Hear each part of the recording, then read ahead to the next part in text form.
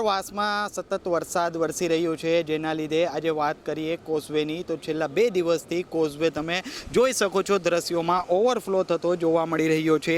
દક્ષિણ ગુજરાતમાં મેઘમહેર જોવા મળી રહી છે, ત્યારે સુરતનો વિયરકમ કોઝવેની સપાટી પણ 6 મીટર સુધી પહોંચી ગઈ હતી। કોઝવેની સપાટી 6 મીટર પહોંચી જતા વાહન વ્યવહાર માટે બંધ કરવામાં આવ્યો છે, તો બીજી તરફ કોઝવે ખાતે નયનરમ્ય દ્રશ્ય જોવા મળી રહ્યા છે। રાજ્યમાં ચોમાસાની ઋતુ ચાલી રહી છે અને દક્ષિણ ગુજરાતમાં મેઘમહેર જોવા મળી રહી છે। સુરત શહેરમાં છેલ્લા 3 દિવસથી વરસાદી માહોલ જોવા મળી રહ્યો છે। ગત રોજે સુરત શહેરમાં ધોધમાર વરસાદ વરસ્યો હતો, જેને લઈને શહેરના કેટલાક વિસ્તારોમાં પાણી પણ ભરાઈ ગયા હતા। દરમિયાન આજે સવારથી જ શહેરમાં વરસાદી માહોલ છે અને કાળા ડિંબાગ વાટળો સાથે વરસાદ વરસી રહ્યો છે। બીજી તરફ સુરત શહેરના ઉપરવાસમાં જિલ્લા અને તાલુકાઓમાં અને ગામોમાં સતત વરસેલા વરસાદને લઈને તાપી નદીમાં નવા નીર આવતા સુરતના વિયરકમ કોઝવેની સપાટીમાં પણ વધારો થયો છે।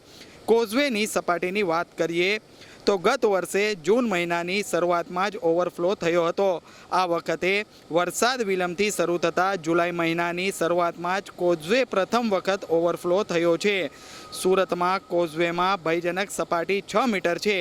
6.70 મીટરને પાર થતાં કોઝવે ઓવરફ્લો થાય છે। વાહન વ્યવહાર માટે પણ બંધ કરવાની ફરજ પડે છે। દરમિયાન હાલમાં કોઝવેની સપાટી 6.70 મીટર સુધી પહોંચી ગઈ છે, જેને લઈને તંત્ર દ્વારા તકેદારીના ભાગરૂપે કોઝવેને વાહન વ્યવહાર માટે પણ બંધ કરી દેવામાં આવ્યો છે। ગઈકાલથી કોઝવે બંધ કરાયો છે। હવે જોઈ શકાય કે કેટલા દિવસ સુધી કોઝવે બંધ રહેશે। કેમેરા પર્સન પરેશ રાઠોડ સાથે LK સ્ટાર ન્યૂઝ સુરત।